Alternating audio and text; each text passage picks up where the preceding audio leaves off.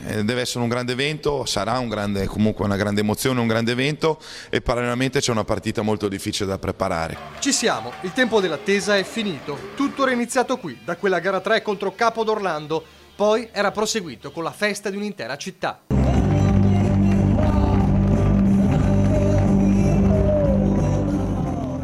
Ora la sbornia è stata smaltita, ma il sogno resta. 24 ore al fischio d'inizio, ore 20:45 al Palaverde. La De Longhi debutta in Serie A. Treviso torna in Serie A e lo fa contro l'Armata di Milano. Subito il botto contro la squadra favorita per lo scudetto e contro un allenatore leggendario come Ettore Messina, che ritorna in Italia a giocarsela proprio contro Treviso, la piazza del suo ultimo trionfo italiano targato Benetton nel 2003. Ma coach Menetti ha una sua filosofia. Se c'è un momento dove incontrare queste grandi squadre è assolutamente l'inizio, per tutta una serie di motivi, anche perché Milano parte con un ciclo nuovo e quindi questo, se c'è un momento dove uno eventualmente poteva scegliere un'occasione, deve essere questa. Il condottiero della De Longhi chiede una serata magica al pubblico e ai suoi ragazzi.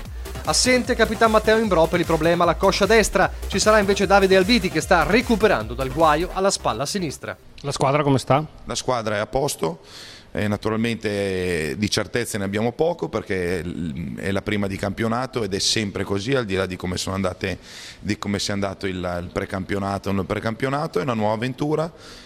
Di sicuro insomma ci sarà tanta voglia insieme al nostro pubblico proprio di coltivare questo grande sogno.